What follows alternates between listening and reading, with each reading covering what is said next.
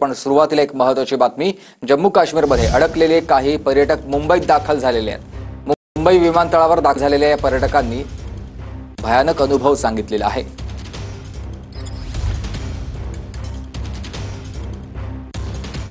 अनिकेत घाटे। क्या नाम आपका? अनिकेत घाटे। कहाँ के रहने वाले? हम लोग डोंबिवली मुंबई। सर कितने दिन कश्मीर में थे? हम लोग 8 दिन कश्मीर में थे सर। अटैक हुआ था आप वहाँ पे मौजूद थे? हम लोग जब अटैक हुआ था पहलगाम में ही थे, 2-3 किलोमीटर दूर थे अटैक जहाँ हुआ वहाँ से।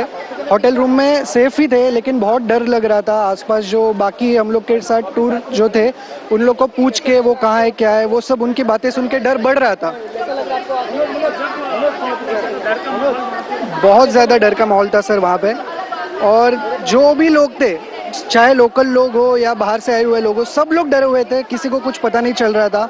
थोड़ी ही देर बाद इंडियन आर्मी पूरे रोड पे आके सेफ्टी फील कराया, लेकिन फिर भी होटल रूम में हम लोग को सेफ नहीं लग रहा था, तो हम लोग जाके श्रीनगर एयरपोर्ट पे ही रुक गए। एक रात वहाँ हम लोग ने वहाँ पे ही रुका है। सरकार की तरफ से बहुत ज़्यादा मदद की जा रही है। महाराष्ट्र गवर्नमेंट ने भी कल रात को एक फ़्लाइट छोड़ा था, उसमें हम लोग को एकोमोडेट करने वाले थे, लेकिन हम लोग का फ़्लाइट ऑलरेडी बुक था तो हम लोग ने वो नहीं लिया और हमारे बदले हमारे साथ जो थे जिनका फ़्लाइट नहीं था उनको आगे भेज दिया। पूरी फैमिली सेफ आ गई। बहुत अच्छा लग रहा है रिटर्न आके। मराठीत बोला।